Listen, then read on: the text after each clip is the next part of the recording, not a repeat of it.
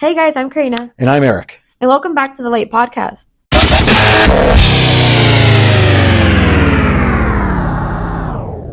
The law according to Eric. All right, so I just want to say congrats to the podcast. We did reach 3.5. We're actually at 3.6 today, as I checked. So 3,600 subscribers, listeners. It's really, I mean, I never would have thought. I know compared to people like Joe Rogan, it's just like nothing. It's not a lot, yeah. For us, in our little corner podcast or whatever, this is the most street podcast there is with our little mini mic and, our little Apple. It's not even ours. It's Karina's. It's like personal Apple laptop that she uses. So that's really, really exciting. And so as promised, at the end of the episode, we're going to give you the building parking Nazi story. But as an added treat, I'm going to let Hurricane Karina give us that story. Yes. So I'm pretty sure she'll do it justice. So. Yes, because I was the only one who heard what happened. So she was here. It's probably going to be funnier coming from her. You'll understand towards the end. You'll see what I mean by that. Mm-hmm. All right. Well, today's episode theme is: was it petty or was it well deserved? There's a lot of stories where people are like, was I wrong, or were they wrong, and they deserve all that backlash they got from me. So, are you ready for this one? I hope so. All right, let's start. All right. All of these are basically am I the asshole, because we're going to have to see if they were petty or if they were, basically they were the asshole and being petty, or if they was well deserved. Okay, so by the way, I'm going to openly admit I forgot the fucking dad joke again. Me too. I'm sorry. I got, I hate to say this, I hate to admit this, but I have like a Chrome window open. I used to, with like all the different dad jokes, from like different websites. But then I had a computer like reboot, and I closed the tab and so if it's not up in front of me. So great. So, you should ask Jen. Jen has a whole notes in her phone, in her notes app with dad jokes. Oh God. But then I'd have to admit that actually I already admitted to the whole podcast world that I didn't do it. So, okay. So it goes. What can I tell you? The one other thing though, I am going to say, this is going to be pretty exciting. We are going to have our own official podcast merch coming out. Yes. And the front, we're doing a t-shirt design, and it's basically about the What Would Eric Do segments. Yeah. And so the front's going to have our podcast logo, and the back is going to be something like I should have done what Eric said, or did what Eric do, whatever. It's in the works. Yeah. We're trying to figure it out. Right. But we're going to start doing pre-orders for those, for those of you that want them. We think they'll be kind of funny. And pretty soon, in a couple of weeks, I'll be in Vegas again for my annual trip to the World Series of Poker. I will be in Vegas. That'll be my birthday week. So we'll try. We're thinking if it's possible, we might. Right. Yeah. We'll try to do some kind of live podcast. Yeah, with Ashley, my Ashley, your brother. I feel like that would be fun. So, all right. So let's start. First title is: Am I the asshole for robbing, quote unquote, my wife's affair partner, which has now led to his divorce?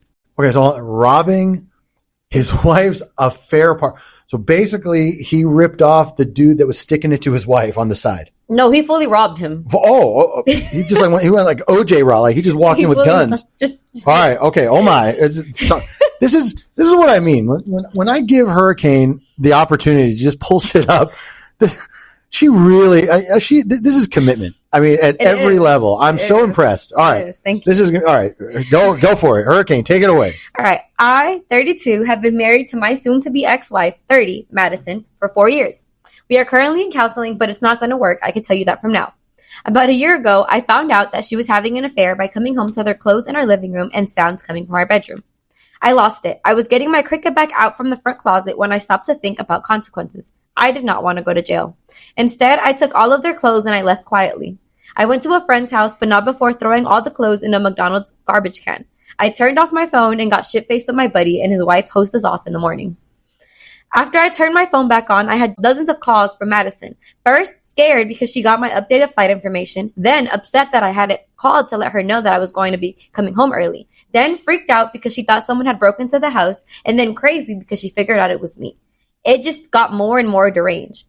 The guy she was with is 5 inches shorter than me and about 60 pounds lighter. So if he had taken my clothes, it would have been obvious. He ended up having to call his friend to go get his spare key from his house. Unfortunately, from his wife, she smelled a rat and followed his friend back to my house, where she saw him leaving in oversized clothes. Long story short, she took pictures and has evidence of his infidelity, which caused their prenup to be canceled, which cost him a lot of money. It's all one big giant shit show. It took a couple of months, but my wife convinced me to try and forgive her. We started going to counseling and we were working our way through it until recently. In a counseling session, she said that I was wrong to steal his wallet, his phone, and his car keys. She said that his divorce is costing him a lot of money and that I should have just dealt with it in a more mature manner and that it was my fault and that I was being petty by stealing all their shit and going to get drunk with my friend. I have never admitted to taking his stuff. To begin with, I was afraid that he might call the cops. Then I didn't want to give her ammunition in case she wanted a divorce. Now, I just don't care. I told her that her cheating was the reason her boyfriend is getting a divorce and that I hope his ex takes everything. I am still not living at home. I have my own apartment and I'm filing for a divorce. Now that I know how she feels, it's kind of a slap in the face that she's blaming me for his divorce. Am I the asshole here? So what do you think? No, he's not. You think it was well deserved for him to steal his stuff? Well, okay. It's both petty and well deserved. Right. I mean, that's a good one to start with. Well, it sets the tone. Yeah. I mean, look, I understand the idea of wanting to kind of lash out. Yeah. Right. Yeah. And it was a little petty at the time, but just because something is petty doesn't mean the guy didn't deserve it. Exactly. And actually, what the backlash he's getting now is well deserved. Exactly. And why the fuck is this his fault? But his wife, right? Blaming him. Listen, she spread her fucking legs. Yeah. Right. She's mad her boyfriend's not going to have money anymore. That's what she's mad at. Which is probably what she wanted. Exactly. To begin with. So bottom line, Madison and Maddie, you're a gold digging whore. Okay. And I'm glad you should get dumped by your husband, by your boyfriend. Right. Yep. And fucking cut you off. Enjoy whatever you've been able to get up to now and try your hardest to find some older sugar daddy that won't give a shit. Literally. Right. But seriously, like if that's your problem, then you're more fucked up than I can imagine. Yeah. Imagine telling him it's your fault. Like now he's going through this terrible divorce because of you. No, the wife caught him cheating. She probably already had, a feeling he was cheating on her because she just didn't follow her friend for no reason. I feel like she knew already it was coming. So that's too bad. I think it was well deserved. So the fact that he even was willing to go to counseling and try to salvage all of this already tells me that this guy's not really an asshole to begin with. And as it comes out in counseling, her real true feelings are you fucked up this sugar daddy arrangement I kind of had because this guy was wealthy and he was hooking me up. Fuck you. Yep. That, you know what? If anything, maybe you really dodged a bigger bullet by that coming out in counseling. Yeah. And now you understand who you really married. And it's like, would she rather have had like taken the bat to this guy's face? Like, was that what she would have wanted? Because he was like, that's what I was going to do. And instead I stole the stuff. Like, it could have ended worse. I feel like stealing the stuff was the best idea here. Well, I think he was also maybe a little bit offended that the guy's like 5 inches shorter than him and skinny. That too. He's probably, because, the male ego. It's like you look like, what the fuck is she seeing in this fucking peewee? Right? But clearly, he, everything was small but his wallet. Yeah. So she's a Ford Dingleberry asshole. Yeah. And he's not. So no, I don't. Deserved. Yeah. It is petty, but well deserved. So that's kind of a crossover. All right. Next one. Okay. This title is, Am I the asshole for pretending not to recognize my parents when they tried to reconnect? Huh. Okay. I was raised mostly by my uncle and aunt. My older sister developed a serious illness when I was 6, and my parents decided that they couldn't care for the both of us. So they kind of just unceremoniously dumped me on my grandparents and my uncle took me in. Like, they didn't even explain to me what was going on. Just, you're going to go visit Gran for a while, and they just never picked me back up. It's okay. I laugh at it now. My grandparents and uncle explained it later, and they were pretty livid at my parents. I've seen my parents maybe 5 times since then, and I haven't seen them at all in the last 9 years. I decided to stop trying to have contact with them when I was 12, and since I was the only one reaching out, all communication broke down. It turned out okay. I love my aunt and my uncle, and it turns out they can't have kids, so they've always said I was their miracle child. I was just misrouted by the stork at first. I was formally adopted by then when I turned 18. I'm 21 now. My sister passed away between Thanksgiving and Christmas, and I made a trip back from school for the funeral, but I stayed in the back and left before my bio parents could talk to me. They called my uncle to try to talk to me, but I said I didn't want to, so he told him that I wasn't available at the moment. They finally caught up to me over Christmas when I went to midnight mass with my gran, and they approached me and tried to give me a hug. I did recognize them, but I pretended not to and just backed off and said, "Sorry, do I know you?" They said, "We're your parents." I said, "Oh, no, my parents are at home." And when I sat down with my gran, they sat behind us and I could just feel the stare. And on my way out, they were like, "You really don't recognize us?" And I said, "Oh, are you my dad's brother? I think I remember you from when I was little." My gran thinks they deserved it, trying to come back to me like nothing happened, but they did write me a long letter of how hurt they are and how I was being petty by doing that. Do you think I was wrong for that, or do you think it was well deserved? That's a tougher one for me. Okay. We don't know how difficult it was for them at the time. Yeah. What kind of illness this was. Right. So it lacks enough detail, honestly, to know if his sister was diagnosed with something that required round-the-clock care. Right. That they literally could not leave her for a moment, and they couldn't afford outside help or something. I get it. And especially if he was younger. Yeah. Because his needs would have also started to overshadow hers. It sounds like an incredibly difficult situation.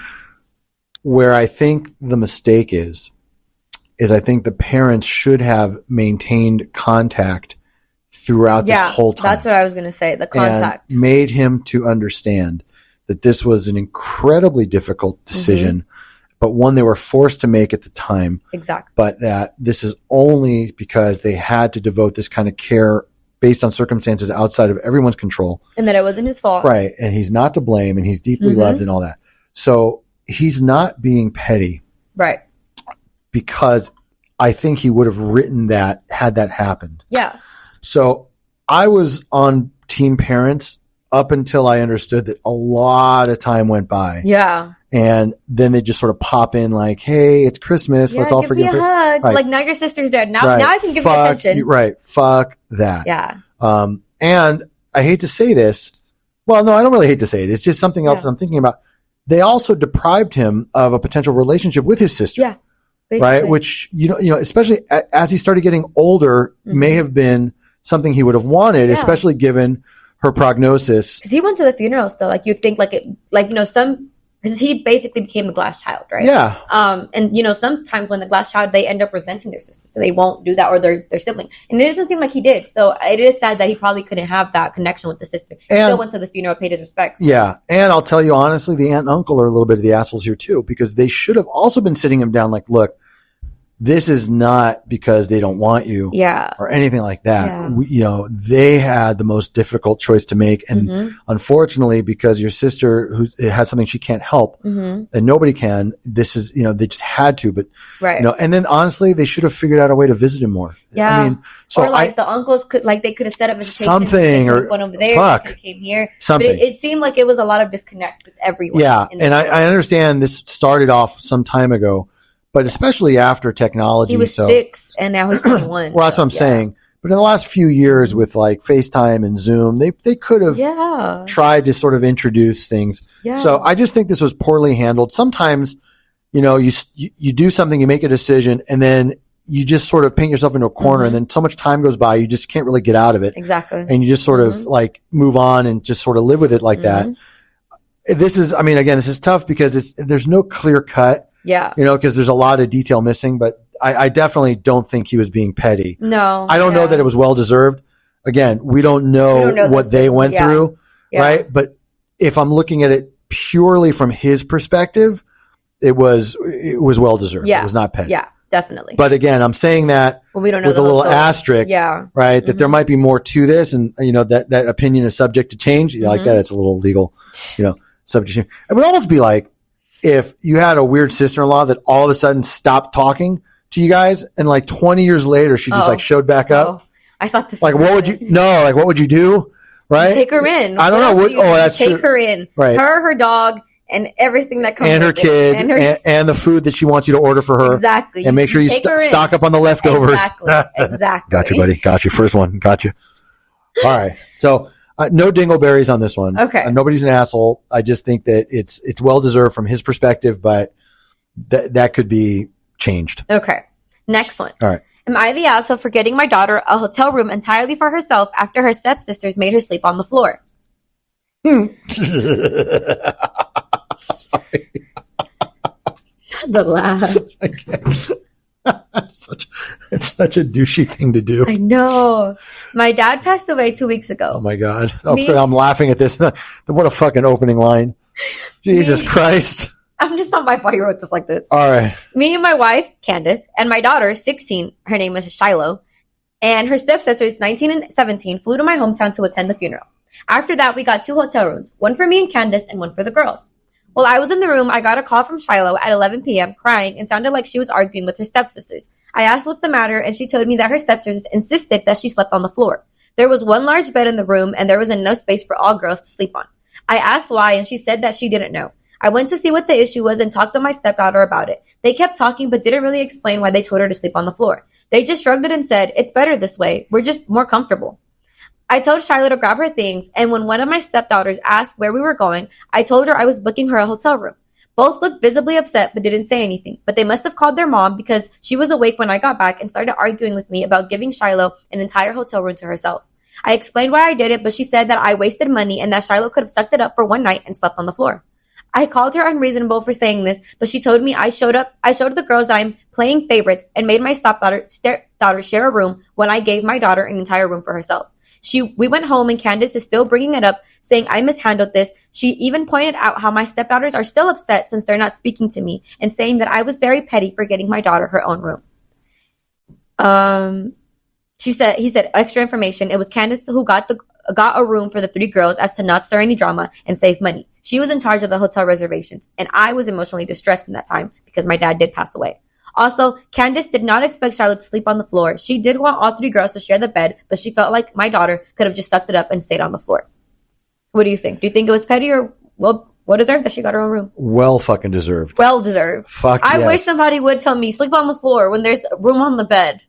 Listen, I hate to say this, but if this were me and that were my biological daughter and stepdaughters were fucking with her like that, I wouldn't book her own room. I'd book her a fucking suite. I'd book her a 2 fucking bedroom suite all to herself. Upstairs. I swear. Yeah, you know me. So no, Eric would. I would rent her a fucking driver. Yeah, back and forth, whatever. Her grandpa just died. That's the other thing. Her grandpa just died, and you're making her sleep on the floor. Right, and I was just going to say that this is my understanding is this is the maternal side, the non-step grandfather. This is her biological grandfather who died. I appreciate that the step siblings were there to pay respects, and I guess this is a long enough marriage to where, but nonetheless, there are just certain things, certain lines you can't cross. There's absolutely no way that this wasn't their own fucking version of Cinderella. Exactly. Where they were like, fuck you. They were the 2 ugly stepsisters. Bullshit. And they probably are. A bunch of fucking slaggy, nasty, filthy cunts for doing that when her grandfather was just buried. Good for you. She's the youngest one of all of them. That's what I'm saying. That's what it was. She's younger, and they were like, we could bully her. They're being picked on, right? And she's a step sibling, and you know what? Good for you, and you know what? Super dad. Okay. I'm glad she called him. I'm glad she didn't suck it up and stay on the phone. That's right. She called him. Good. Yeah. And let me just say a little bit of a side note, but pro tip, like Dad and all the others, please stop using real names. People are going to find it. How many fucking Candaces and Shilohs with stepkids and the fucking come on, guys. I mean, isn't the whole point? You might as well, might as well make this a Facebook story, if you're going to do that. Just like the last one, like Maddie or Madison. Yeah. That's the real fucking names, people. Yeah. Come on now. A little anonymity probably would go a long way. Exactly. But let me just say this. Stepsisters, full 5 dingleberry assholes. Yep. Fuck bullies. I hate that. Me too. Stepmom, 4 3/4 dingleberry asshole. Because her to suck it up. It's her own fucking kids doing this to her. Yeah. If anything, and I hate to say this, she should have come down harder on her own kids. Like, I expect more from you. Exactly. Okay? This man is now part of our lives. He's probably providing and help. His dad just died. Right. What's wrong with you? And that's her grandfather. Yeah. Okay. You might like the old guy too, but so fucking what? Jesus Christ. Why would you do that? Yeah. And then for being like, that's so petty that you got her own room. What was he supposed to do? Let his daughter sleep on the floor? No, that's not petty. Look, I understand if things were really tight. Right. Okay. I get that. Right. But then that's what needed to have been said at the outset. Girls, I'm going to book you guys one room with a big king bed. Exactly. We can't start spending money on, because it's a couple of nights, multiple rooms. All right. Just need you guys to behave and be nice to each other. That's what should have happened. Let's assume for a second it did. That makes the stepsisters even worse. Okay. If it didn't, the mom's a stupid bitch too. Because at some point you got to know that kids can be cruel. Exactly. Right. And especially the youngest, and they're in their own room there. Come on. So well deserved, not petty. Good for you, Dad. I'd have done the same fucking thing. I'd have done more. Yeah. Happily. Okay. And then I would have like deprived them, like the stepsisters, like food or something. Fuck them. Exactly. So you go. All right. Next one. Digging in my heels about sex in a prenup. It's the title. I honestly can't believe I'm asking this, but my boyfriend has gotten so mad that I'm feeling a little crazy. Uh-huh. Both of us are 34. He had a terrible marriage before me that ended in a dead bedroom, and he's determined to never go back to that life again. Understood. I think that sucked for him to experience. So now he wants a prenup that literally is written in the prenup that we will have sex X amount of times a week, or I get absolutely nothing if we ever divorce. I already had to agree to a 50-50 prenup of marital assets, and we keep what we came into the marriage with. Now, that's not enough for him. He wants me to prove that I won't stop having sex with him in the future. I tell him I can't prove the future, and putting something in writing does not prove that. Now he says I must have a guilty conscience and that I'm being petty, not wanting to sign his terms and not wanting to sign what he wants me to. Because if I was so certain it wouldn't happen, then what would be the problem? But to me, it makes me feel like I'm a sex slave and not a loved wife or partner. Was I petty for not wanting to sign this? It's weird. It is. It's weird. I mean, look. First of all, there are certain limitations or restrictions that are beyond everyone's control. Right. Okay? If she is riding the cotton pony, she's getting her monthly visit from Aunt Flo or whatever, unless he gets down that way, but even then, like, Look, I know a guy, I'm not making this up. He's my old fraternity brother. I won't drop his name, but this is real. He was my big bro, if anybody knows, okay? Know who it is. Mm-hmm. And you should just basically say, look, to him, it's just like chips and salsa. He just doesn't care, okay? Some people really just whatever, but a lot of other people, and I know a lot of women are very sensitive to that. Right. So this whole part of this contract may be unenforceable anyway for a lot of reasons, okay? What happens if he suffers an injury? Exactly. Let's just say, God forbid, he has a car accident or something happens, or he's got diabetes and he gets a case of the EDs or whatever. What is she going to now all of a sudden say, well, you're violating this prenup? It's a stupid provision. Exactly. Okay? Yeah. What it tells me. So first of all, let me just say, you're not being petty by not signing that. Right. Okay. I understand and also kind of agree that what that tells me is that there are things much more important to him than a loving, solid relationship, that he wants all of his money, all of his assets, basically wants a sex slave. And if she can no longer do that, then she doesn't get shit. Yeah.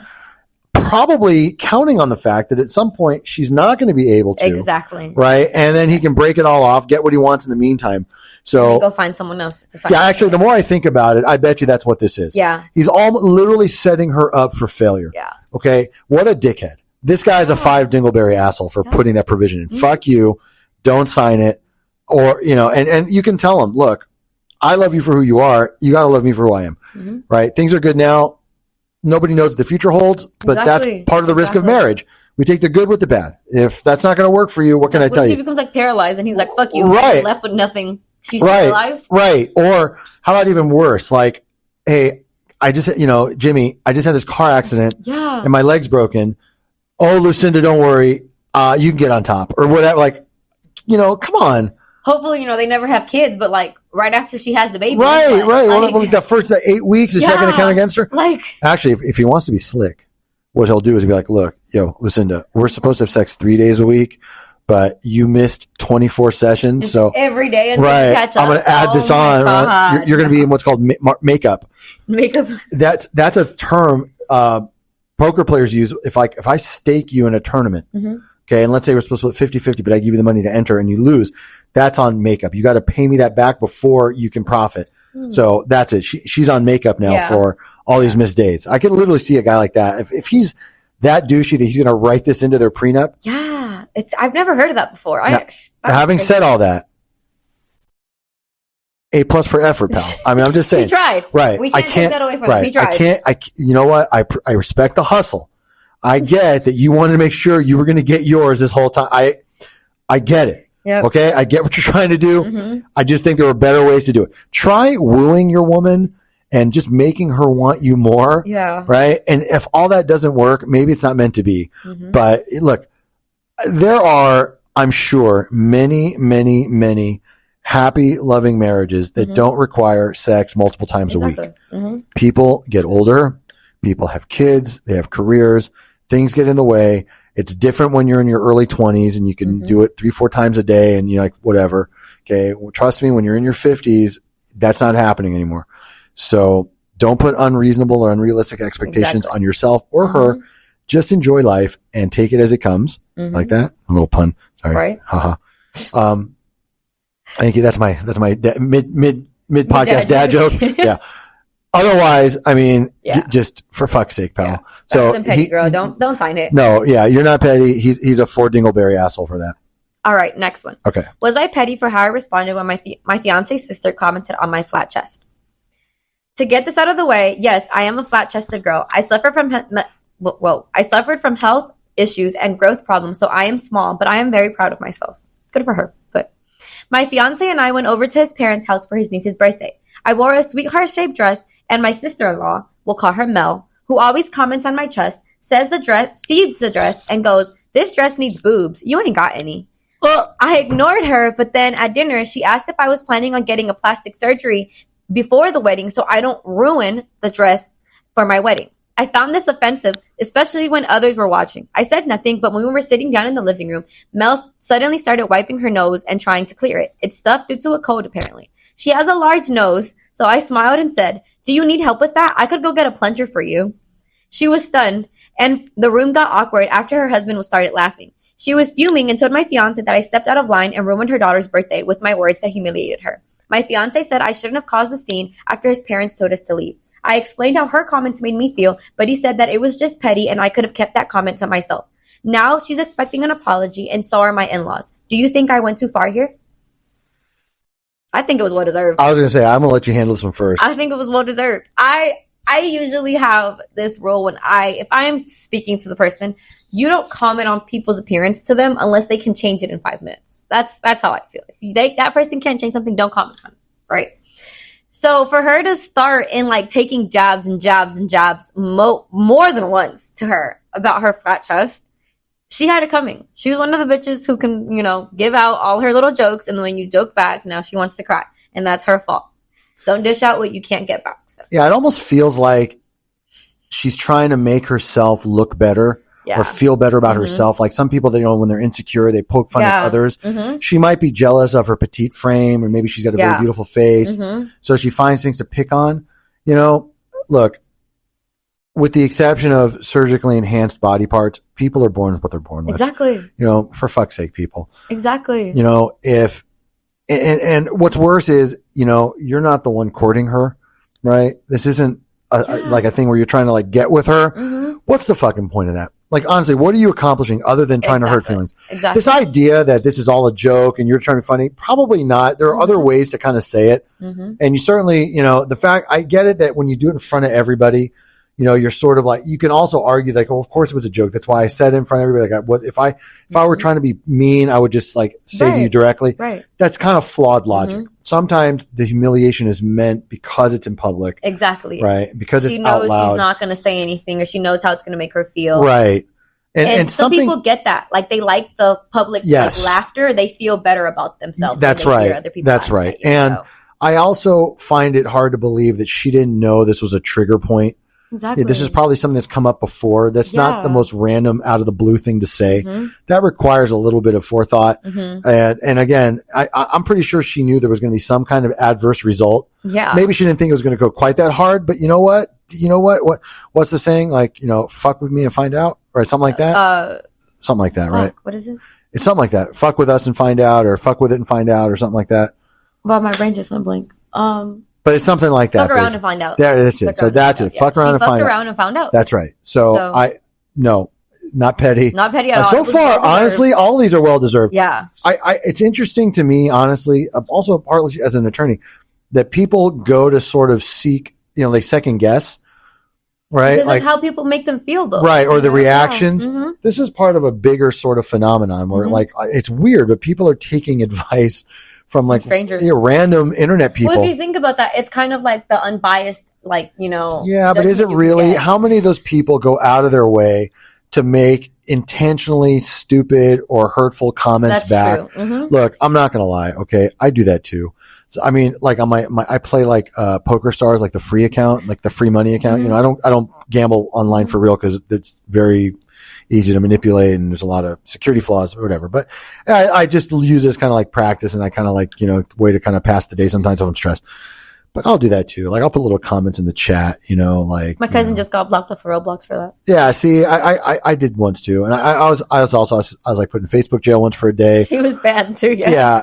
So I get it, when you're trying to be funny. Yeah. Right. But it's also weird that so many of these happen and they're taken seriously. Mm-hmm. You don't know who this person is responding. You don't know if they're trying to fuck with you or not.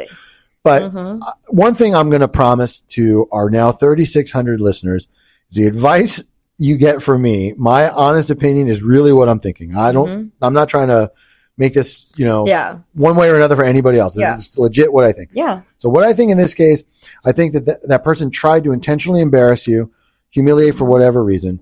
I think this person was probably jealous of something else you've got. Either you have a boyfriend that she thinks is very handsome, or you've got the kind of body you've got, right? That, And by the way, small breasts are not automatically unattractive. Right. Everything is proportionate to a frame. I mean, there are petite women with, small B cups that look super full and perfect because their frame and the way they're shaped. And if they go and they get like a full D cup, now they look weird. Right. Or on the other hand, like, I've met women, or I've seen clients with like easily they've got to have like G cups, right? Yeah. But they're fucking 260-pound women. So what do you expect? Right. That's what, so everything is, everything is subjective, and beauty truly is in the eye of the beholder. This hateful, nasty bitch, she got what she deserved. Not petty, well deserved. Go, next one. Go. All right. Was I petty for telling my friend's boyfriend that he shouldn't have been allowed to eat? He shouldn't have been allowed to eat. Yep. Okay. Some friends and I decided to do that trend where we have a dinner and everyone brings food that starts with the first letter of their name. Have you seen that trend? Yeah, that's a potluck. And then, by the way, because my name is Eric, what am I going to bring? Fucking egg salad? Or like, it's what a stupid, what if your name is Zane? Right? What are you going to bring? I'm saying, like, what are you going to bring? Well, those are, those are like, I'm just saying, like, what if your name is Xavier?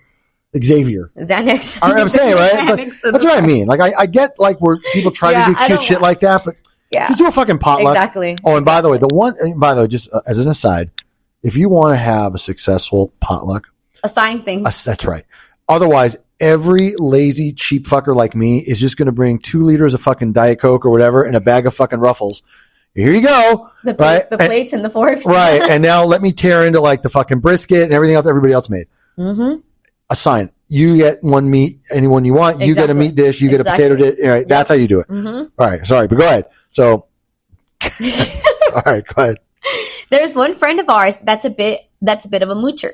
Whenever we go out, she never pays for stuff, whether it's the dinner bill, tickets for the movies, etc. We always end up paying for her. Wait a minute. You mean to tell me that there's somebody other than a sister-in-law that does that? Yep. Really? Yep. Gotcha again, buddy. Second one. That was natural. But everyone's accepted this and doesn't really have an issue with it. However, recently it's became worse. She's been dating this guy for a couple of months and she brings him everywhere with her, even when he's not invited. So now we have 2 people to pay for because he also doesn't pay his bills. Oh my God, I swear this could be Smashly. The only difference is it's a lot harder for Smashly to have a boyfriend for that long. Exactly. Okay. Exactly. At least with both legs. I'll tell you that story one day. No, I know. I'm sorry. Got you again. That's 3. Right, also, I feel like I have to say that they have jobs. They're not struggling. It would be different if they were broke. Then, of course, I wouldn't mind. But yeah, we had the dinner last night and everyone brought food and put a lot of effort into it. These 2, however, showed up with absolutely nothing. Not even a bottle of soda. We were annoyed, but no one said anything. It wasn't until the end of the night when we were leaving that I cracked a little. The friend's boyfriend was taking all of the barbecue ribs that were left. I repeat, all of it. And it was a lot. Like, damn, be considerate at least. So somebody was going to take their leftovers. That's so good. He emptied. This is a random fucking pick. That's right. There was like, no, this is not planned, buddy. No. Honest, this is just so organic. Go ahead. I'm sorry. Go ahead. He emptied the entire tray of ribs into a container. You're enjoying this too much. I can just vision this. I know so many people like this. Oh my God. Me too. That's when I politely asked, can you maybe not take all of it? The others might want some too. He then got defensive and said, why are you treating me like I'm stealing all of your food? I clarified. He was. I clarified that I never said such a thing, and I only asked that he didn't take all of it. He got angry, plopped the ribs back, and said, fine, I don't need your food anyways. To which I replied, well, it kind of seems like you do, and to be honest, you shouldn't have eaten at all since you don't contribute to anything as usual. Then my friends came, took him, and just left without saying anything. Now, apparently, she's angry with us, but mainly me. Most of my friend group doesn't think I did anything wrong, but there are a couple who are saying that I shouldn't have said anything and that it was really petty. The thing is, I didn't even say anything to my friend because I don't mind that she doesn't contribute. It was just him. Her boyfriend's the one that's irritating. He eats most of the food but doesn't contribute. He drinks most of the alcohol, doesn't contribute, and orders really expensive meals at restaurants and doesn't pay anything towards the bill. You're fucking kidding me. I guess I just got annoyed. Stop. Eats all of the food. Drinks all the beer. Drinks all the drinks, eats all the snacks, and then when they go orders, out, yes. Right, orders like the fucking fancy cocktail. Yes. Oh my God. So the end is just her saying like, was I petty for snapping? No. I think that was more than well deserved. This is crazy. I'm surprised it took this long. For them to, yeah. I mean, honestly, I can't even I can't even do the segue. It's almost as if the whole fucking story it's almost as if, you know what? Both the friend and the boyfriend are 5 dingleberry assholes. You know, I had a friend like this in college. She doesn't listen, but we're not friends anymore. But she was like this to the point that she would never pay for anything. Like, we would order Ubers to go out, you know, and we would be like, all right, who's ordering the Uber before we go? And then she would literally stand in the elevator face down like this in her phone, not saying, like, to not make eye contact with anyone, not to pay the Ubers. She never was paying the Ubers. We would go out to eat, and let's say she was like broke or she didn't have money, she would bring like a couple of noodles with her and sit there. So you would feel bad for her to pay for her. But if you were broke, she'd be like, oh, like, that sucks. Like, she wouldn't care. So I feel this 100% until like once I remember we were in the elevator and she was doing that again. And my roommate told her, she's like, hey, I'm not going to say her name just in case, but she like said it like, hey, like, do you want to pay the Uber this time? You haven't paid it. And she was like, oh, like, okay. And like, she finally did it. And then after that, she stopped hanging out with us because she had to actually pay something. Wow. So there's people in this world like this. This reminded me of her. Yeah. That's, I know there are leeches out there. Yes. But this is also kind of more egregious because it's like her friend or her close friend, and she's bringing this third party in to do the same. Wasn't invited. Right. And I understand, like, when you're seeing someone, you know, you always want to be like the plus one. Yeah. But I also think it's different if it's a couple of month relationship versus an engagement or a longer term. Mm-hmm. You know, could you do without, you know, Billy for the one fucking Sunday to go to your little friend's potluck? Is it really too much to bring a couple bottles of fucking Coke or something? Exactly. For fuck's sake. So yeah, she's not petty. None of these are petty at this point, honestly, so far. Well deserved. And yes, and make them both feel like fucking mooching idiots for doing it. Hopefully they don't come back around. That's right. No, they will. They will. When they about moochers. People, that's right. They don't take a hint. You got to literally say, get the fuck out. Exactly. It's almost like you get a weird sister-in-law that just moves in with you that never intends to move out until you have to say something forcibly. It would almost be like that. Eats all your food, you know, has special food. Right. Eats your snacks. Yep. Finishes your leftovers. Yep. Makes you take her to dinner wherever you go. Orders expensive shit and never breaks out her wallet. Yep. It's almost like that. Yeah. If that were really happening. Hypothetically. And she even does it to your dad, huh? Take the fifth. Okay, I can't. Okay. That's enough. All right. Next one. Was I wrong for telling my wife that pregnancy hormones aren't a blank check for verbal abuse? This one might be petty. Oh, I was going to say, we might finally get one. Okay. All right. My wife is currently pregnant and about 6 months along. This is her first pregnancy and a planned and wanted one. This first trimester was great, but around the time we hit the second trimester, she became very aggressive, I guess. If I cook dinner, it's not just wrong, it's fucking disgusting. Get the shit away from me, wrong. If I clean the house and put things away, I get yelled at for putting things back because she now wanted them put somewhere different. I've been yelled at for waking up for work, for playing music she didn't like, for making coffee she didn't like the smell of, and 100 other things. It's gotten to the point where there is at least one explosion per day where I am yelled at and insulted. I've tried to speak to her about it, but every time she hand waves it off as, oh, it's just the pregnancy hormones. It makes you crazy. You'll just have to deal with that till I'm done. I am well aware of the effect that pregnancy hormones have, but I just don't believe it justifies the level of verbal abuse coming my way. Finally, the other day, I told her after a particular rough yelling session, I said, pregnancy hormones don't justify yelling or abuse to your partner. You're just being an asshole. This wasn't received well at all. You don't say. It led to more yelling and her calling me the asshole. So, do you think I was wrong here? And to try to answer some questions I expect to come up, no, we have never had this issue before, and speaking with the doctor, she has no specific risk or complications over the average. I have asked her in her calmer moments about how she is feeling about the pregnancy. She says she's excited, but it just doesn't seem like it how she treats me. You can take it first. Oh, okay. No, pal, you're not the asshole. No, I'm serious. Was it petty? No. No? No. Well deserved? Yes. I think so too. Listen, I mean, this is not going to be popular, okay? But you broads have been having kids for fucking thousands of years. Yeah. Okay? Men don't go through what you do. We don't always know. Right. It sounds like he's trying to be accommodating. Yeah. And then you lash out at him and he's just trying to figure out why. Mm-hmm. And so let me drop some, here's a spoiler alert, ladies. Mm-hmm. We can't really fucking read your minds. Okay. We don't know what's going on. Minds, yeah. We understand during this period, your body is going through changes. Like I said, I understand, okay? You know? I mean, I get that. Yeah. Right. I think most competent men understand. It seems like he's trying to not burden you with other stuff. He wants to keep you engaged. Mm-hmm. You know, how you feeling? How's everything going? And all he wants is to be treated kind of close to the way he thinks he's treating you. Mm-hmm. So again, if this happened once or twice during the whole time, that's one thing. But if it's every day, yeah, if this is consistency. No, I couldn't do it. Right. And the reality here is that either A, she actually does resent him for being pregnant now. Yeah. Because I know a lot of women that are like, look what you did to me. Is it your fault? I'm off fat. Right. My body's getting fat. Yeah. But by the way, some men like that. There's like that's the pregnancy glow. Yeah. Okay. I don't get down that way, but I understand that some people kind of dig that. Right. Okay. By the way, mom or whatever, future mom, you know, he may be getting frustrated too. Yeah. Right. So here's a solution. You ready?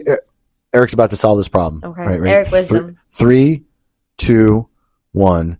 Here it goes. Find a better use for her mouth. That's right. I said it. Instead of the fucking yelling and abuse, give her something to put there. You know what I'm talking about. Win-win for everybody. She feels wanted and attracted to and all that. You get what you get, you know, you get your knob slobbed a little bit. I'm just saying it'll help him. That would help her. Okay, it'll help him with his stress relief. He'll be more. Leave her alone. Like don't do anything for her. Like not like that, but like just don't do anything. Like don't cook for her. Be like, fine, no, that's not okay. Oh, that's what I would have. Get a Hummer. He'll be in a happier mood.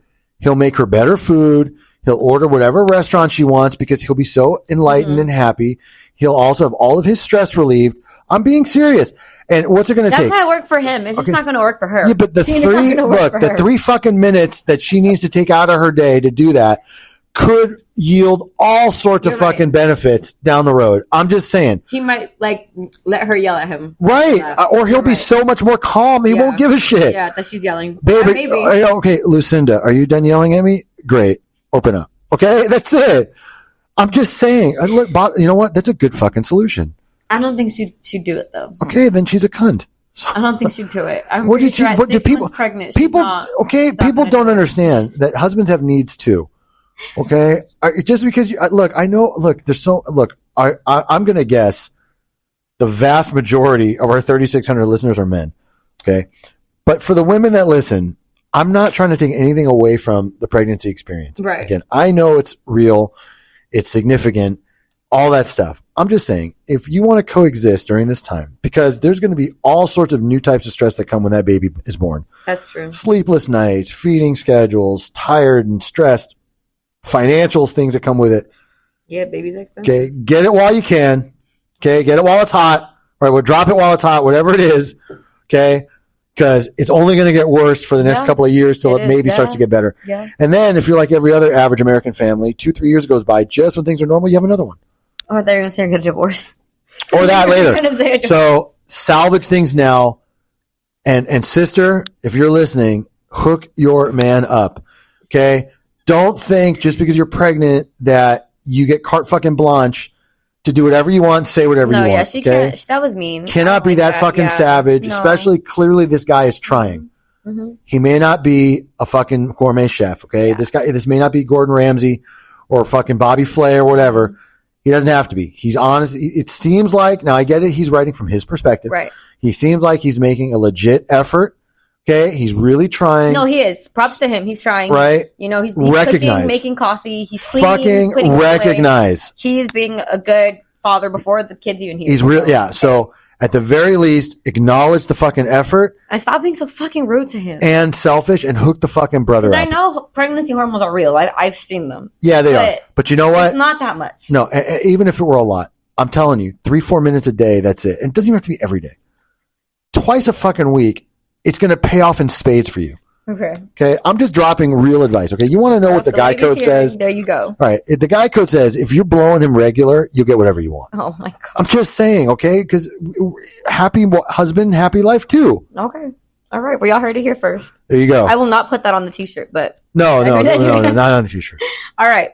Was I wrong for faking my giving birth? Okay.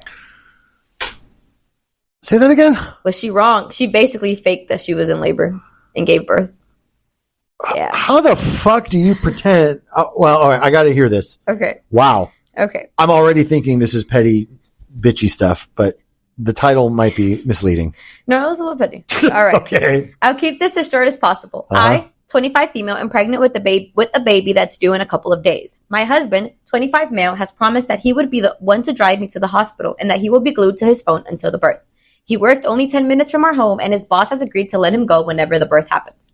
The problem is my mother-in-law. My husband and her have an unhealthy, strong bond, and she is overly involved in our relationship, which has caused many issues in the past. She requires his attention every day. She has suggested moving in with us ever since I became pregnant, and also has emergencies, quote unquote, whenever we have anniversaries, important occasions like my birthday, etc. As the date is approaching, I became increasingly worried that his mother will have an emergency during my birth, and I will have trouble getting to the hospital or will be forced to be alone during that time.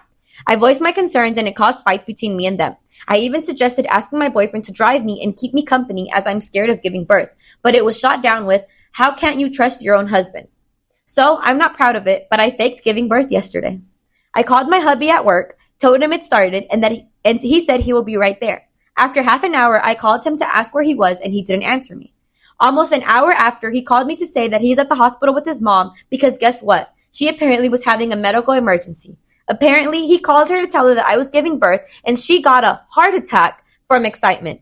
He said that he would have to miss the birth and actually asked me to call my friend to drive me and stay with me. I admit I was very angry and heartbroken, so I told him I wasn't actually giving birth and that it was a test that he showed me how much he would actually behave versus what he said he would do, and it proved that he would always care for his mother more than his own wife who's carrying his child. He was very angry and even blamed me for his mother's heart attack in that moment. His mom, of course, didn't have a fucking heart attack. It was a false alarm. I felt very justified, but now that we talked, he made me feel guilty. He said he was manipulated and gaslighted, and I was just petty for this. That just because his mother lied about the emergency doesn't mean I should lie to him. He said that marriage is built on trust, so I have to trust him instead of lying to him to prove a point. He said that I should have been the bigger person, but instead I chose the petty route. Do you think I was wrong? Well, yes, but very mildly. Okay. Only it was petty. It was petty. Yeah, Let's give it that. Yeah. But in the scale of if we're rating like pettiness dingleberries, right? She's like a half. Yeah. I don't know how. I mean, that's a rough type of competition, and her suspicions were pretty spot on. Yeah. There needs to be some kind of counseling and intervention, especially when the baby comes. A newborn requires a tremendous amount of time and attention. Mm-hmm. And if you are blessed to have a child in a loving relationship in a 2-parent household, buddy, you need to help. And you can't like say every 5 minutes, like, yo, Lucinda, I got to go because mama needs me to drive her to the market or some shit. Exactly. Right. Cause that's what's going to happen every time. Hey ma, how you doing? Oh, I'm fine, Billy. How are you? Great. We're just, little Seymour's, acting up. He's a little gassy and, we're going to take him to the pediatrician.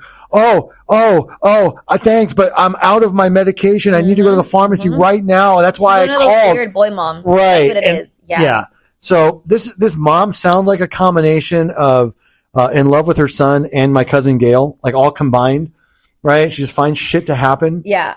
Yeah. And then it needs you immediately. Exactly. There's so many fucking family references in this. Like so many of these stories could be like direct relations to me. Like anyway, but so yes, it was petty to do that. And the reason why she probably could have gotten the same answer from something different. Listen, birth has complications, has risks. Exactly. You don't want to set the trend. He was already kind of stressing, and then the extra stress his fucking mother puts on him. But honestly, he should have. That's a tough position for the kid, for the son. Yeah. Right? Because if my mother says, I'm having a heart attack, oh my God. I mean, it's an impossible choice. Right. But the mom is the bigger dingleberry here. She's a full 5 dingleberries. She's in love with their son. Yeah, but this is beyond. I mean, this is obsession. Well, there's really moms like that though. There's I know. I know. Yeah. Just please, for fuck's sake, people. I mean, wow. But no, it was a little bit petty, so we'll give her that. But it was well deserved. Yeah. Well, it was like the first one. It was petty, but a little well deserved. Well, I think it was important that she really find out, like, in the moment of truth, right? Yeah. Because next time it won't be a false alarm. Exactly. Right? Next time they'll be true, and she knows who to count on. She knows it really won't be him. Yeah. She can let him know, but she should have a friend. And honestly, it's actually kind of sad that the mother-in-law, the grandmother of this child, chose that. Right. And take that spotlight away from her. Right. But that's what it really is. She wants the attention. Yeah. Right. And how do you deprive your son of that moment? Exactly. Right. To be there for the birth of his first child. That's, grandma's the full fucking 5 dingleberries. All right. We got 2 more. All right. 2 more. Right. Was I wrong for eating noodles with my hands after my wife's friend scoffed at me for using a fork? Okay. This is something I'd probably do. My 38 male wife, 33 female friend, also 33 female, is back from abroad, and their group decided to go get-togethers to meet her. They were going to bring their spouses for this dinner, so wife asked me to join. She told me to behave, and I did. Her friend had a fake accent, which I didn't mock. She was a brand addict. Hold on, that's so douchey when people do that. Like, I just spent a summer in England, and now I speak like this. Like, no, you fucking don't. I forgot how to not speak. I know. Give me a fucking break. That's so douchey. Yes. Okay, yes. I already think I know where this is going. All right, go ahead. She was brand addict. She would show off, and another. She's a brand addict, a show off, and another typical foreign return. I didn't say anything to her though. Who does that sound like? A brand addict and a show off. It's almost like having a sister-in-law that works for like a major cosmetics company or something that likes to throw shit around. Almost. All right, go ahead. We had met at a Chinese restaurant where we often go. I asked the waiter to get me a fork, and he did. This is when I noticed her friend was looking at me as if I had committed some sin. When I started eating with my fork, she said to my wife that we could have just gotten to some other restaurant if there was a problem. She was trying to make fun of me for not being able to use chopsticks. So I put the fork aside, and I dug in with my hands. Everyone but my wife and her friend started laughing. I didn't think of it more than as a joke at the time.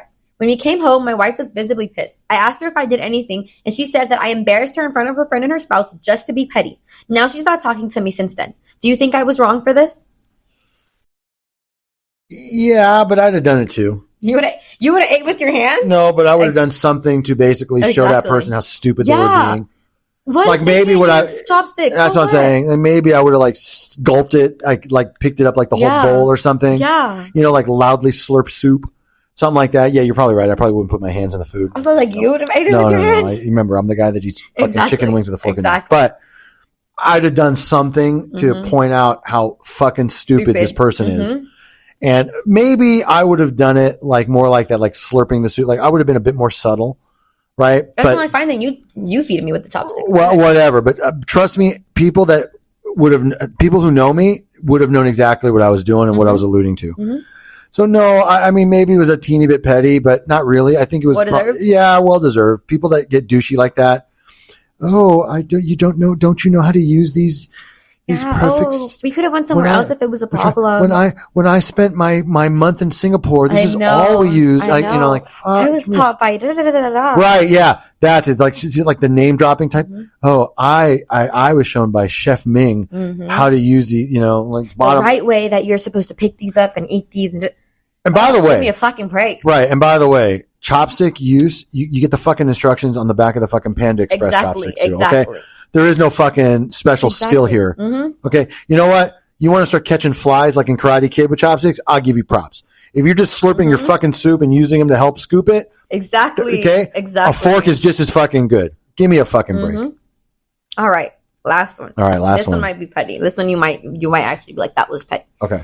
Title is Ruin My Wedding to Propose. I'll ruin your proposal.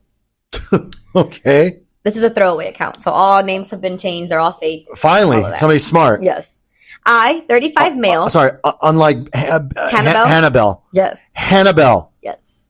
I really, you know what? I want to see if there's any update. Well, they deleted it, right? Or something? No, Hannibal's still up. I'll go check. I'm just curious. I'm telling you, either they're all stupidly inbred and nobody can fucking find this, or I'm telling you, somebody on this fucking guy's service ship is finding this story. Yeah, definitely. Or I want to know if the baby came out. Oh, yeah. That's what you're right. I'll check. That's what I want to know. All right, but sorry. Go ahead. All right. So this is from the groom. Because it says, I, 35 male, have a younger brother, Todd, 29 male, who had a complicated birth and had to stay a month in the ICU because of that. And because of that, my parents have always doted on him and almost denied him nothing, even if it was to the detriment of my sister, Abby, and I. My brother drinks in on the attention and has had one or more occasion made to himself as the center of attention at either my sister or a cousin's special event. Because of this, Abby and I have a strained relationship with Todd and our parents. Unfortunately, Todd met and fell in love with Lucy, who announced her pregnancy at the baby shower my mom held for Abby. Really? I can finally say Lucinda and not be a... Right? Now I got to use a different name. Okay, Naomi. Oh, but go ahead. When I proposed to my wife, Michelle, I just wanted to elope, but she really wanted her family there, so I invited my family out of obligation. While out, my best man, Jim, noticed a receipt from a jewelry store slipped out of Todd's pocket. Jim confronted Todd about this, which led to an argument. Jim told me everything, and that I told Todd that he was no longer going to be a groomsman because I knew he was going to propose at my wedding. Todd cried to our parents, which led to a blowout. In our parents' eyes, since Todd never admitted that he was going to propose to Lucy at my wedding, I was unfairly judging him. I refused and brought up Todd's past behavior. My parents couldn't refute this and got Todd to agree to not try anything at my wedding.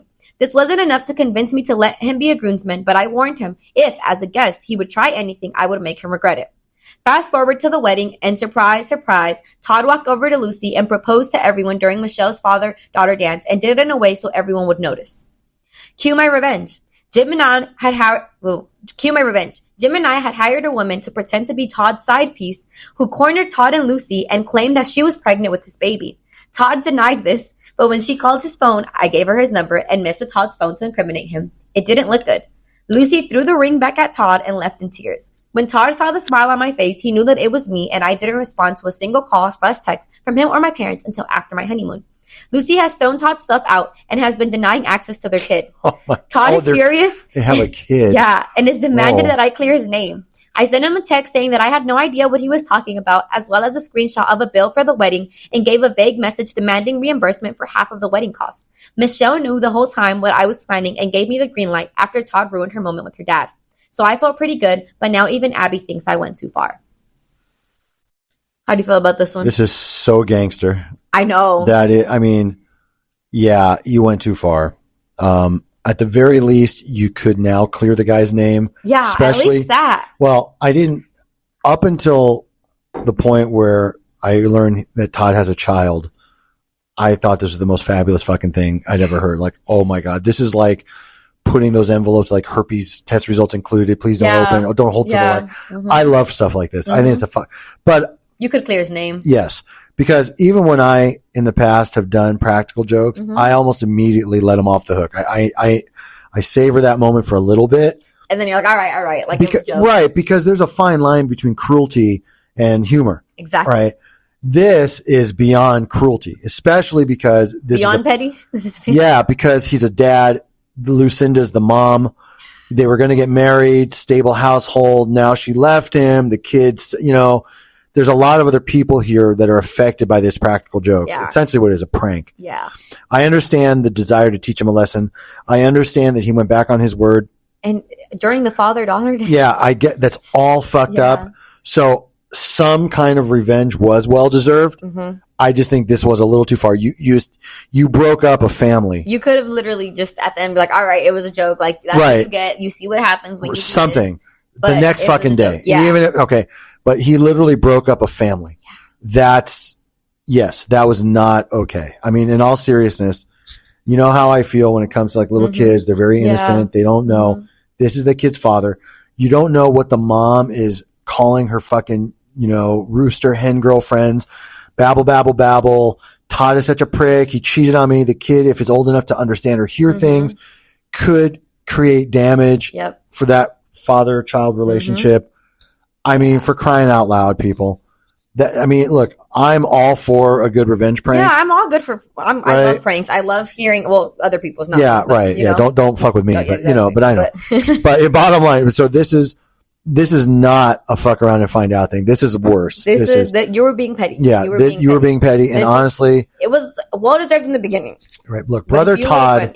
Brother Todd is a 3 dingleberry asshole for going back on his word, taking the moment away, the father-daughter dance, fucking with the wedding, and after he said he wouldn't. Mm-hmm. Okay, but older brother Billy or whatever his name is, he's a 5 dingleberry. He went. That's worse. Yeah. Again, he literally broke up and ruined a family. Mm-hmm. So this was the petty one. We left the petty one for the end. Yeah, yeah.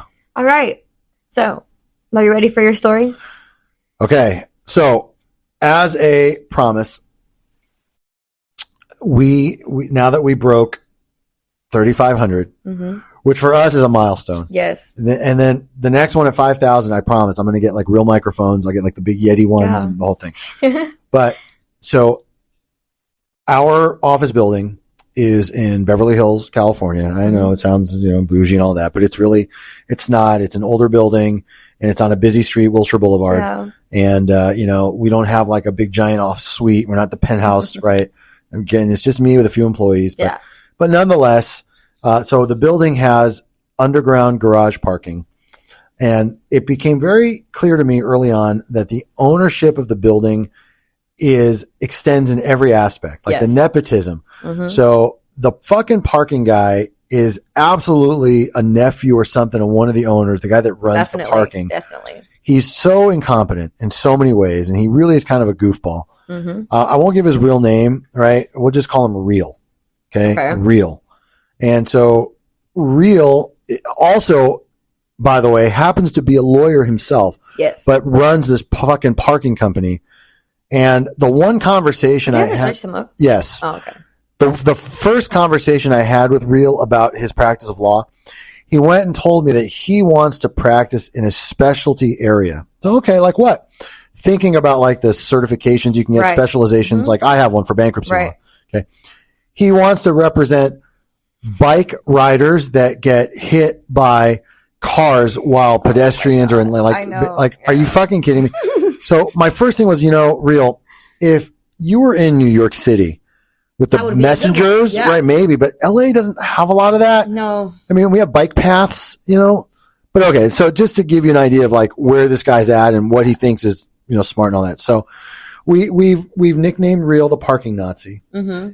And now I'm going to let Hurricane, tell our audience our last, sort of interaction. You want to tell them what happened, and then I'll tell them what cause you had the whole email version of it. Well, I just witnessed. Okay. So I don't remember exactly what set this off, but he did something that was really petty. Yes. He came in, like stormed into the office, and he basically yelled at... That was the first one. Oh, yeah. Oh, yeah. The second one was parking issue. Oh, yeah. Right. Oh, yeah. But so let me lead up. So where the contentious relationship started. Mm-hmm. So first he kind of came in. He was like really upset. One of our cars leaked. Right. Stormed in. He said like one of the vehicles that belonged to an employee leaked coolant and it caused a problem. And he was like really... But he was yelling, guys. Yeah. Right. He was bent out of shape. I wasn't here for that. Mm-hmm. So I got the story like kind of secondhand, but I kind of confronted him like, look, what the fuck are you doing? You can't just walk into my place of business and start harassing my employees. Like, how fucking dare you? And I did this by, of course I put it in writing. I put it in an email and, and that's like, you want to resolve this, fine. And I, and now that he's a lawyer, he understood like, so first he was like, oh, I'm just too busy to meet with you. I'm like, well, maybe you won't be too busy to respond to my fucking deposition subpoenas. Exactly. And discovery when I start, so all of a sudden it was like, oh shit. So I thought we had kind of cleared the air. Yeah. I got He spoke to us. He apologized to everyone who was here. And he promised to get everybody a Starbucks gift card, which he didn't until I had to remind him later for a different issue. But okay, fine. And then we just kind of let it go. Mm-hmm. Fast forward maybe a month or two later. Yep. He starts with the same bullshit. One of the cars leaked. He sent me an email with pictures or something. So it's a fucking parking lot. Right. And that was my response at the time. Like, listen, Real. You run a fucking parking garage. Mm-hmm. Okay. You can't tell me that drips of oil or coolant is a fucking phenomenon here. Exactly. Right. And he got all mad because what happens is he claims that his employees have to clean that up and he had to tip them an extra $15. Now I want you to hear this. $15 to clean the floor, to get on their knees and clean the floor. Right. Or like to put like the gravel or the sand, like soak up the oil or the spill. And he literally wanted my employee to reimburse him the $15. And if we wanted, this is the thing that set me off. And if we wanted to reimburse by using a debit card, we would have to add $1. Yep. Because he gets because there's a fee that they charge. Yep. That's real. So at this point, fam, I think you've gotten to know me. I just couldn't leave that. No. So after a little bit of an exchange, I go to leave that day, and the parking guy, not real, but one of his employees, mentioned to me, like, I guess I upset him or something. And so I said in passing, you know what? Tell Real to go fuck himself. Yeah. And then I left. Well, when I got home, I'd already gotten an email from Real. No, you gave him the finger. Oh, that's right. Sorry. Yeah. That's right. I said. Did you? Or did no, I think I said, no, I used the words. It's all okay. like, and look, he had told him. Right. I said, look, tell him to go fuck himself. Yeah. When I got home, I already got an email from Real, basically not understanding why I would say that, why I gave him the middle finger. Yeah. Well, at this point, I'm like, look, get your facts straight. I didn't give him the middle finger. I told him, I told him to tell you to go fuck yourself. So just get it straight, pal. Exactly. Now, yes, I know for people like my brother listening, this is me on Facebook again, in a sense. I just don't like to back down from people like that. Right. You stood on business. It's okay. Right. So here's where it starts to get funny. So now I'm going to let Hurricane tell the rest of this. What did he call you? Oh, so there you go. No, I'm going to let you do it. That was to you still. I didn't witness that. Remember? So, okay. Sorry. So then he responds basically saying the only people that would say to go fuck himself are Nazis and anti-Semites. Yes. He knows full well that I'm Jewish, just like he is. Yes. And to say that to me, like I must be a Nazi or an anti-Semite because I said, go fuck yourself. Exactly. That's what led to the confrontation. Yep. So, all right. So, Hurricane, take it away. Eric had asked to speak with him. Okay. The guy never gave him a time on when he was going to come. The guy comes in the first time, all very sheep and all to himself, like, hey, is Eric here? And I was like, well, Eric's on a call right now. Eric can't see you right now. He leaves and he's like, all right, I'll come back later. So that's when Eric emailed him, like, you can come back now. I'm done with my email. Come back. I'll speak to you now. The guy comes back in again. Very, like, you can tell the guy was scared. Like that, Eric had him shaking. Like the guy was already scared before he even walked in here. Because remember, it's not the first time I've had to put this guy in his fucking place. Yeah. So the guy's like scared. He's scared. He comes in and he sits in the same seat I'm right here facing Eric. Eric had printed out the email receipts with him to show him, just to let you guys know. Eric prepped for this meeting. The first sentence that comes out of Eric's mouth is, do I strike you as German? So this guy said no.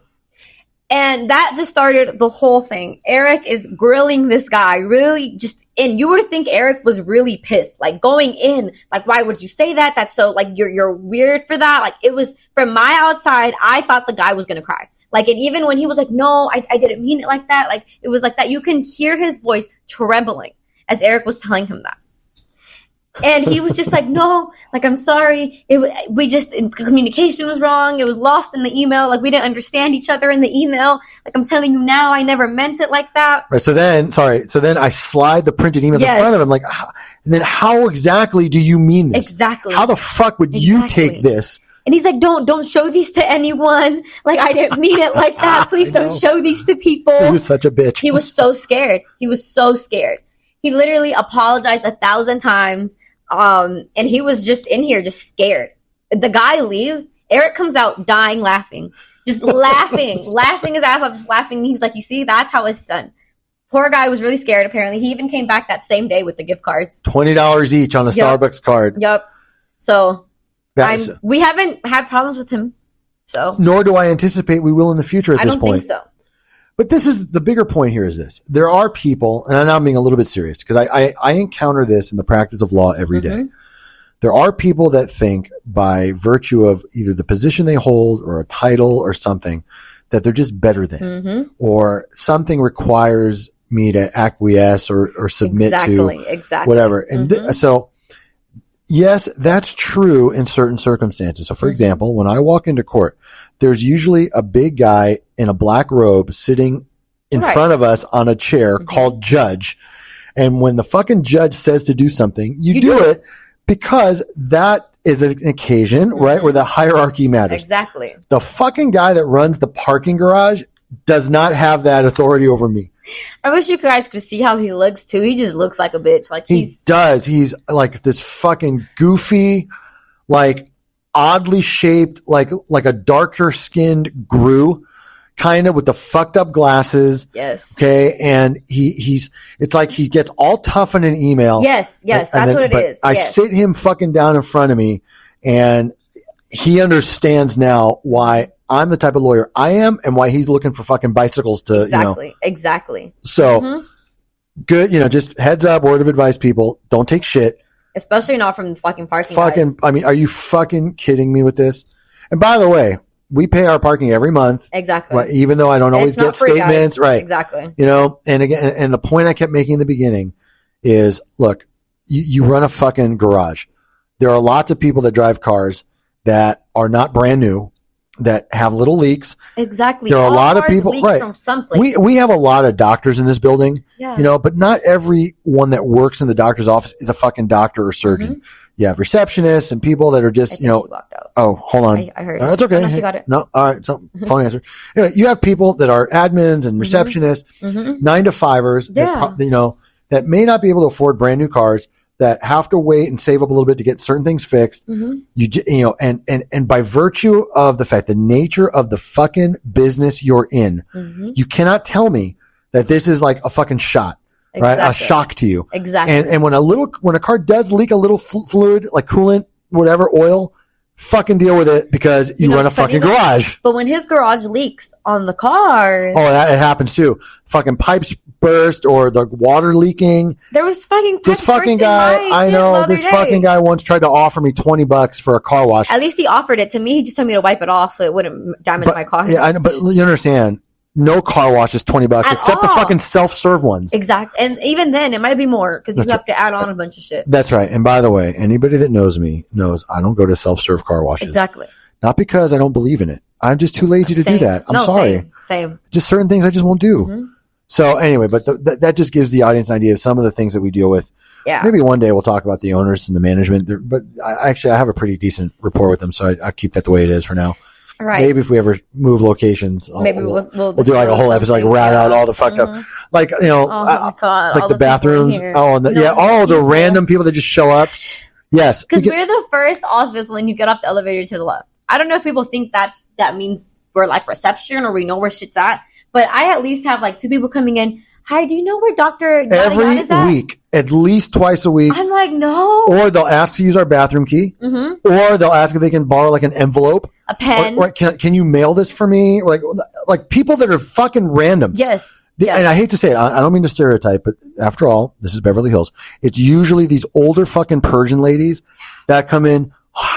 Excuse me, sir, but you can mail this for me? I bet you have a stamp on an envelope. Just drop it in the fucking mailbox. Or you have the people that come in and ask for money. Oh yeah, but those are the religious, like the rabbis. That's every Friday afternoon for a while. And then I'm like, no, like I gave you guys last week. Every week is a new, good deed, new mitzvah. Like, for fuck's sake. Yeah, it's crazy stories in here. There's a lady who literally goes to the bathroom to get ready every morning because she smells like cigarettes. No, is that one? Why? All right. Anyway, Hurricane. All right, guys. Tell them where they can find us. Thank you all for listening. We appreciate all the support. We appreciate all 3,600 of you guys. Ready for that. I'm ready to reach 5,000. I really am. I know. She's so tired of these little mics. So am I, honestly. We got to do better. To hold these, that's the thing it is. I know. We got to do better. But remember, guys, you can find us on Instagram at the Bentamic Confirm and at the Late Podcast. There's periods in between every letter in late. And on Twitter and TikTok at Bentamic Confirm. And our website is at eblawfirm.us. You can visit our website, and email us at info@eblawfirm.us. If you have any questions, you have any recommendations, or if you want to even give us your own personal story to be read on the podcast. Oh, and by the way, people, be kind. Just be nice. And love each other. Exactly. That used to be the end of like the Jerry Springer show at the end. You're like, and just remember, just be kind and love each other. Be kind and love each other. But if you can't be, go to Reddit. Go to Reddit. We want to hear all about it. And I will find it. All right. Bye, guys.